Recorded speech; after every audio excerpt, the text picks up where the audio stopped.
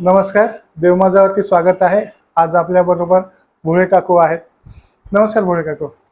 श्री स्वामी समर्थ. नमस्कार भोळे काकू, देव माझामध्ये एक लाईन येते चॅनलवरती की अध्यात्मावर अशीच नवनवीन माहिती मिळण्यासाठी देव माझाला सबस्क्राईब करा.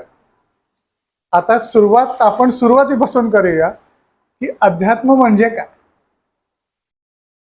अध्यात्म म्हणजे सोप्या शब्दात सांगायचं झालं तर मी कोण आहे हे जाणून घेणं याला अध्यात्म म्हणतात. आपण बघितलं तर जेव्हा आपण मी माझ्या स्वतःविषयी माहिती सांगतो, माय सेल्फ म्हणून माहिती सांगतात शाळेची मुलं, त्यावेळेस आपल्या हल्लीच्या शिक्षणात फक्त सांगितलं गेलंय की मला जे अवयव आहेत, हात, पाय, कान, नाक, डोळे, डोकं, एवढं आपण सांगतो.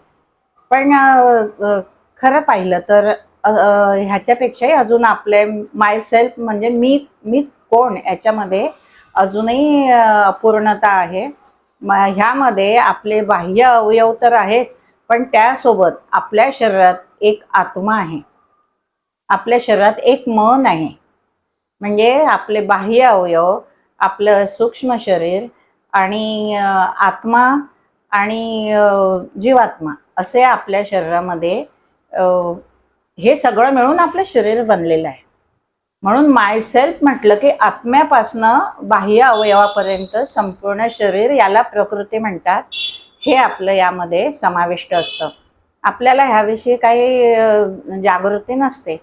म्हणून आपण आधी आत्मा आहे म्हणजे मी कोण आहे, मी म्हणजे फक्त शरीर आहे की माझा आत्मा हा कोण आहे, तो कसा आहे, म्हणजे मी स्वतः कोण आहे.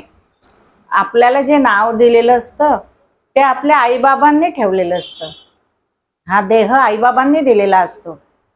पण आपला जो स्पिरिच्युअल आत्मा आहे तो कोण आहे, मी कोण आहे, हे त्यामागनं आपण नीट जाणून घेतलं पाहिजे. आणि यासाठी आपल्याला अध्यात्माची मदत घेता येते.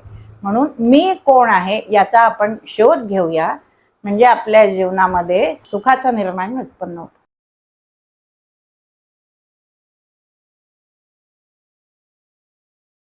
अध्यात्मावर नवनवीन माहिती मिळवण्यासाठी देव माझा चॅनलला सबस्क्राईब करा. पोस्ट आवडल्यास लाईक करा, शेअर करा. कमेंटमध्ये श्री गुरुदेव दत्त लिहायला विसरू नका.